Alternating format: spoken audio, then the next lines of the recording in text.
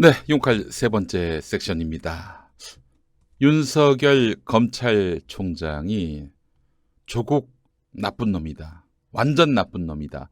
이런 말을 했다고 유시민 이사장이 폭로했습니다. 네. 자, 이렇게 된다면은 인간사냥 수사가 아니었겠는가? 조국 일가에 대한 수사가. 그런 의구심이 들 수밖에 없는 것이죠. 이 이야기 소상히 다뤄보도록 하겠습니다. 자, 여러분, 김용민의 새 책 혐오를 혐오하다 많이 사랑해 주시기 바라겠습니다. 정말 혐오 문화가 우리가 상상하는 수준을 넘어서는 그런 단계로까지 독버섯처럼 번졌습니다. 어떻게 해야 할까요, 여러분? 혐오라고 하는 것이요, 비단 누가 누구를 싫어하는 정도가 아닙니다. 나하고 같이 한 하늘 아래 존재할 수 없다. 여러분, 이 90년대 동유럽 쪽에서 나왔던 말 중에 인종 청소라는 아주 무시무시한 말이 있습니다. 인종 청소 들어보셨나요? 그러니까 하나의 인종을 완전히 멸종시켜야 된다는 거예요. 얼마나 무서운 얘기입니까? 그렇습니다. 혐오라고 하는 것은 상대방 누군가가 완전히 사라지기를 바라는 그런 무시무시한 악마적 본성을 내재하고 있습니다. 그러면 안 되잖아요. 내가 누군가를 그렇게 한단 말이에요. 누군가가 나를 또 그렇게 한다면, 게다가 상대방이 힘이 있어요. 안 됩니다. 윤석열 검찰총장 힘을 갖고 있습니다. 근데 조국 나쁜 놈 저렇게 혐오하고 있어요. 칼을 갖고 있기 때문에, 누군가를 범죄자로 만들 수 있는 칼을 갖고 있기 때문에 그 칼은 정말 공익을 위해서, 그리고 품격 있게 절제되게 최소한으로 사용돼야 하는데, 범죄 증거를 수집하기도 전에 조국 나쁜 놈 이렇게 단정을 하고 수사에 들어갔다. 윤석열 검찰총장께 제 책 혐오를 혐오하다 권합니다. 물론 사람이 생각을 바꿀 때는 지식으로만 생각을 바꿀 수는 없습니다. 아주 모종의 체험 혹은 심성을 동요하게 만드는 그런 사건을 만났을 때 사람이 생각을 바꿀 수 있는데, 혐오를 혐오하다. 이 책은 여러분들 안에 있는 혐오를 지울 수는 없어도 혐오에서 어떻게 탈출하는지, 혐오가 존재하는 세상이 얼마나 위험한지를 알려드리는 그런 책이 아닐까 생각이 됩니다. 여러분들께 강력하게 추천합니다. 많이 사랑해 주십시오. 자, 용칼 광고 잠깐 만나보겠습니다.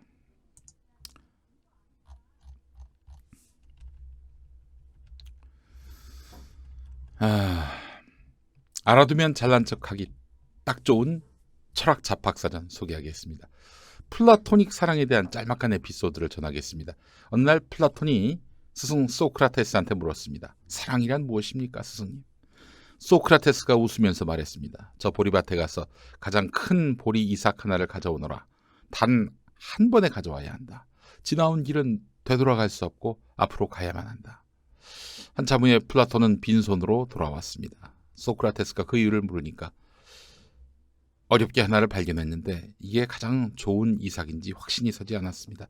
기회가 한 번밖에 없으므로 포기하고 앞으로 걸어갔지만 처음에 발견했던 것처럼 크고 좋은 이삭이 없었습니다. 되돌아갈 수도 없어서 결국 가지고 올 수 없었습니다.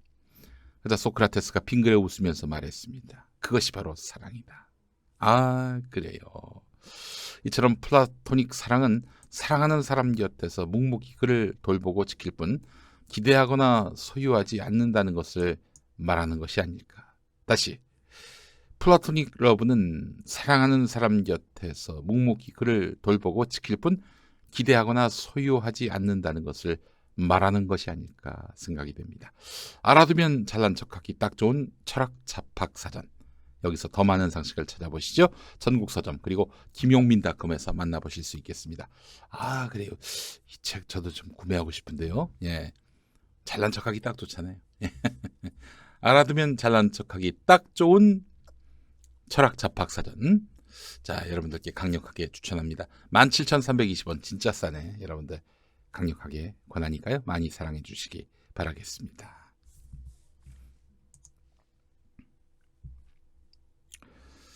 자,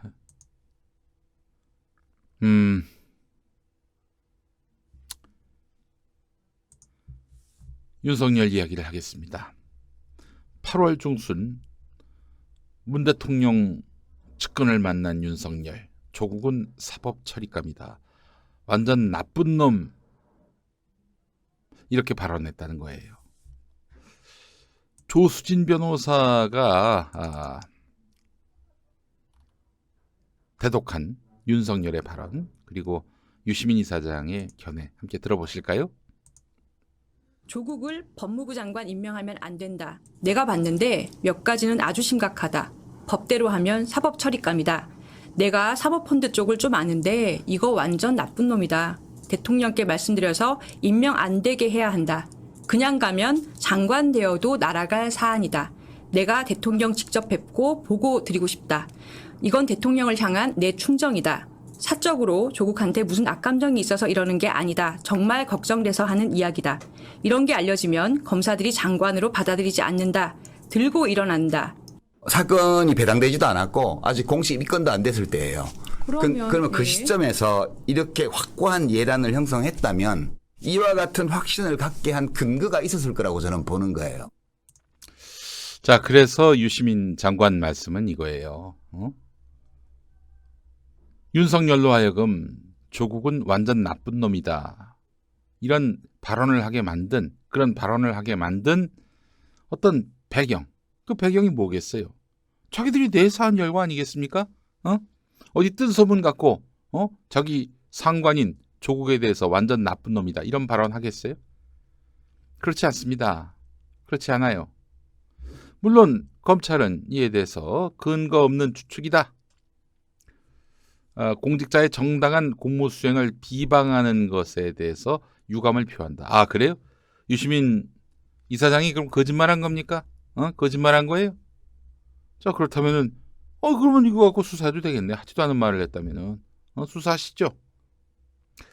자, 유시민 이사장 발언이 사실이라는 걸 전제로 해서 저는 검찰보다는 유시민 이사장을 훨씬 더 신뢰합니다. 유시민 이사장 발언이 사실이란 점을 전제하고 말씀드리자면은, 그러면 윤석열은 조국의 범죄를 파악하지도 않고 완전 나쁜 놈으로 결론을 내렸다는 얘기입니다. 그렇잖아요. 예단을 한 거예요. 이게 얼마나 무섭습니까? 나온 사실만 갖고 판단을 해야 됩니다. 수사기관은.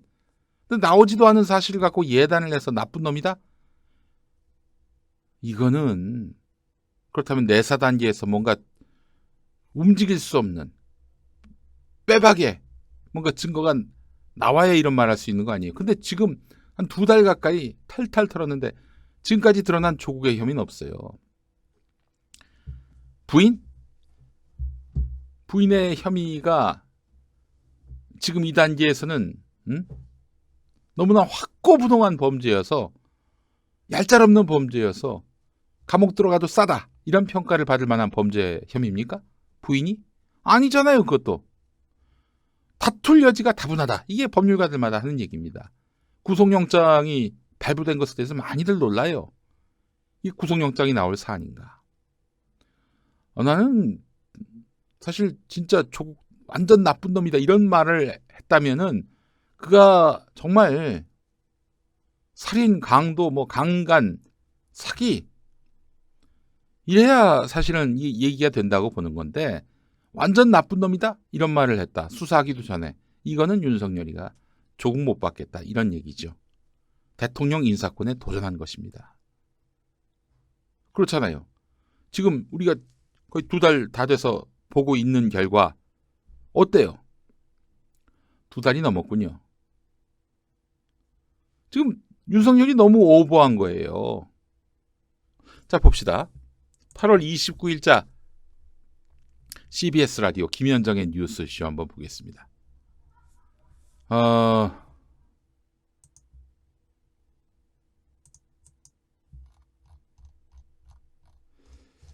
8월 28일자 CBS 김현정의 뉴스쇼 제가 많이 소개했습니다만은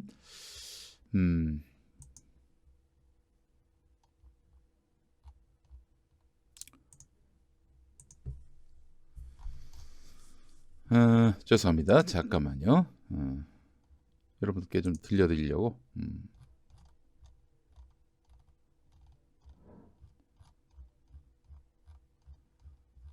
어디 갔지?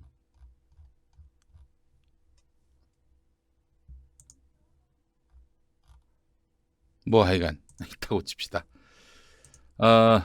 그냥 소개하겠습니다. 8월 28일 CBS 라디오 김현정의 뉴스쇼에 검찰 통으로 알려진 권영철 대기자가 말입니다. 윤석열 총장이 최근 사석에서 이러다가 문재인 정부가 무너지는 것 아니냐 이런 언급을 했다고 해요. 조국 수석의 논란이 계속 이어지고 있는. 잠깐만요. 사석에서 그러니까 검사들 앞에서 그건 좌우간 확인된 겁니까? 좌우간 제가 확인하지 않는 얘기는 하지 않으니까. 권영철 대기자의 이런 발언 굉장히 화제가 됐었는데 당시 검찰에서 부인도 시인도 안 했습니다. 이러다가 문재인 정부 무너지는 거 아니냐는 사석에서의 발언이 있었다. 윤석열 총장의. 그렇습니다. 그런 얘기가 있었다는 상당히 중요한 의미입니다. 이거는 결국 조국을 지키다 보면은 문재인 정부가 타격이 너무 크기 때문에 결국은 문재인 대통령을 지키는 걸로 나선 게 아닌가. 문재인 대통령을 지키기 위해서 윤석열 씨가 조국은 안 된다. 이렇게 말했다는 건데 자, 2달 지나 보니까 어떻습니까? 윤석열이 문재인 대통령을 지킬 마음이 있었나요? 이 정권에 타격을 입힐 만큼 입혀가지고 회복불능의 상태로 만들려고 했던 지가 문재인 대통령으로부터 임명장을 받고 이적 행위를 한 거 아닌가요? 부산대 의전원을 언제 압수수색했죠? 8월 27일이네요. 8월 27일. 그리고 그 이튿날 8월 28일 CBS 라디오 김현정의 뉴스쇼에서 이런 말을 했습니다. 그러니까 이건 뭘 의미하냐면요. 부산대 의전원과 서울대에 대해서 압수수색한 것은 검찰이 최초로 조국 관련 수사에 착수했다는 그런 의미입니다. 그런 의미예요.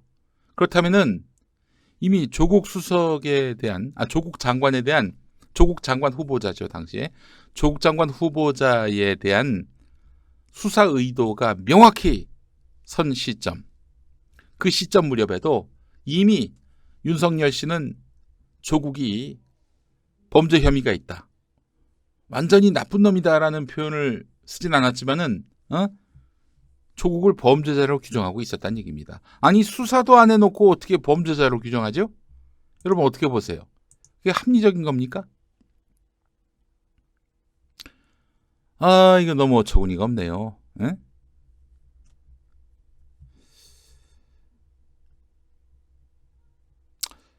어제 여러분 MBC PD 수첩 보셨습니까? 예. 그거 한번 좀 얘기해 볼게요. 어제 검사 범죄 2부작, 검사 범죄 2부작이 이제 소개가 됐어요. 예. 내용은 이렇습니다. 2012년 스포츠 서울 주가 조작 사건 당시 유준원 상상인 그룹 회장이 수차례 언급됐습니다. 그런데 검찰이 수사를 안 했다는 의혹이에요. 조국 전 법무부 장관 부인 정경심 교수에 대한 수사에서 주목을 받은 사모펀드 운용사 코링크 P를 둘러싼 자금 흐름도에서 이 유준원이라는 사람 이름이 계속 등장합니다. 유준원, 증권시장에서는 슈퍼개미로 불리는데 2009년부터 두각을 드러낸 유준원 이 사람은요. 각종 기업을 인수해 나가면서 몸집을 불리다가 최근에 증권사를 인수하기까지 이르렀습니다. 슈퍼개미가 증권사 사장을 해. 그야말로 성공 신화를 쓴 거지요.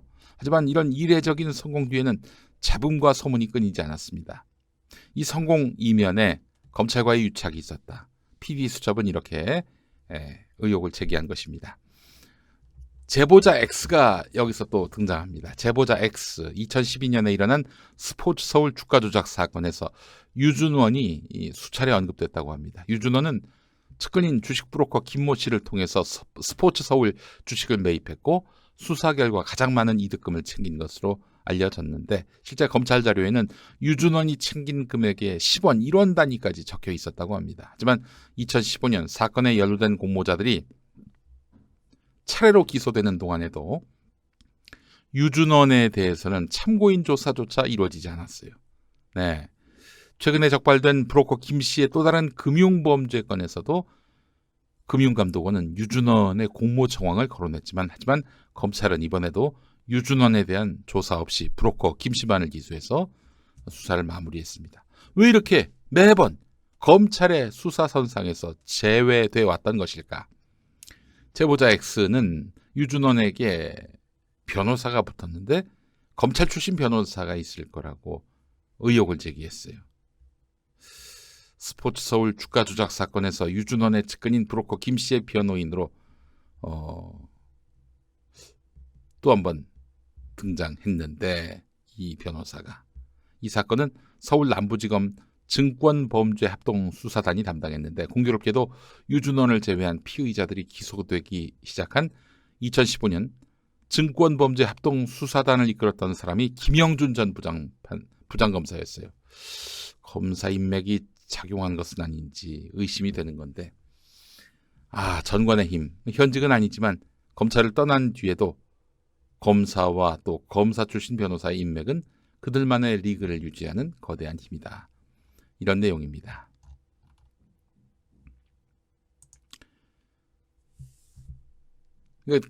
누차 얘기합니다만 검사는 누군가가 범죄를 저질렀다라고 말할 수도 있지만은 그렇게 해서 그 사람에게 범죄자 이미지를 뒤집어 씌울 수 있지만은 다른 측면에서 보면은 있는 범죄도 없는 것으로 만들어줄 권능을 갖고 있어요. 그렇기 때문에 검찰은 복마전이 되는 것입니다.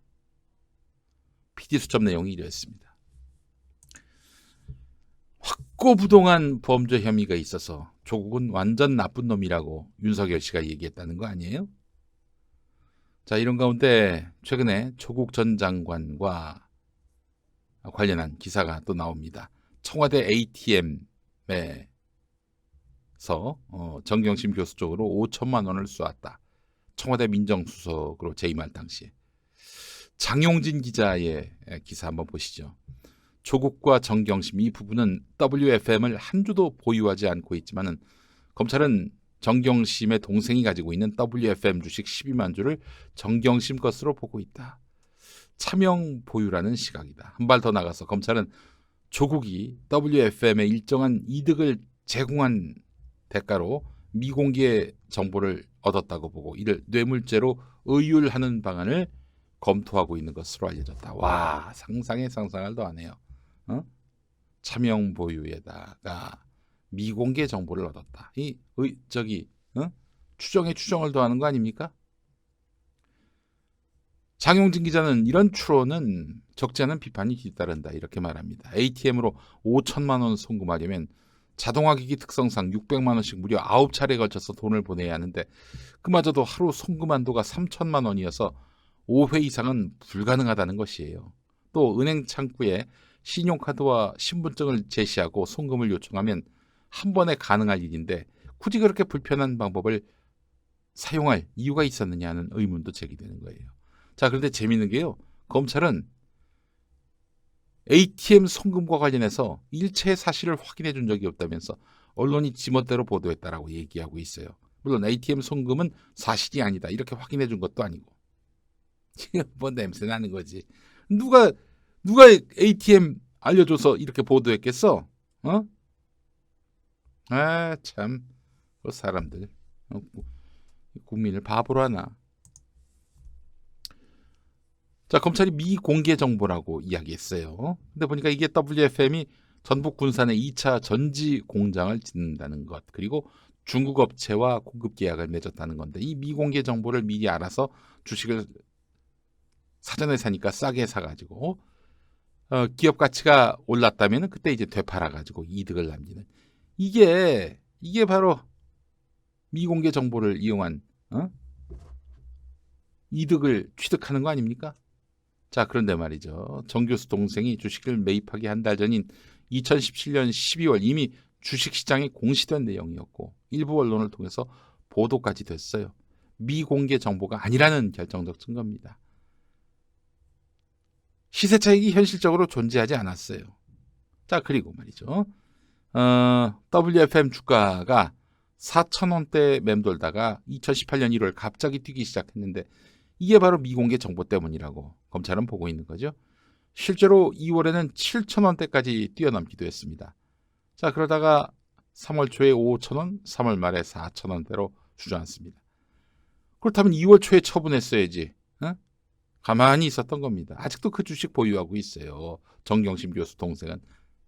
시세 차익은커녕 상당한 손실이 예상되는 상황인데 물론 검찰의 가설이 맞을 수도 있습니다. 알 수 없는 거예요, 현재는. 근데 아직 억측 수준이거든요. 근데 억측에 억측을 더하고 있어요. 뭘 지금 이들이 노리고 있는 거겠습니까? 조국은 범죄자다. 조국은 범죄자다. 이거 아닙니까? 그 가족도 범죄자다. 그 가족도 범죄자다. 이렇게 뒤집어 씌우려고 하는 것이고요. 자, 조국 장관 물러났고 정경심 씨 구속됐다고 이 사안 그냥 뭐 검찰이 원하는 대로 만들어가고 싶은 프레임대로 내버려두면 안 됩니다. 끊임없이 모니터하고 끊임없이 이 CCBB를 가리는 우리 안목이 필요할 것 같습니다.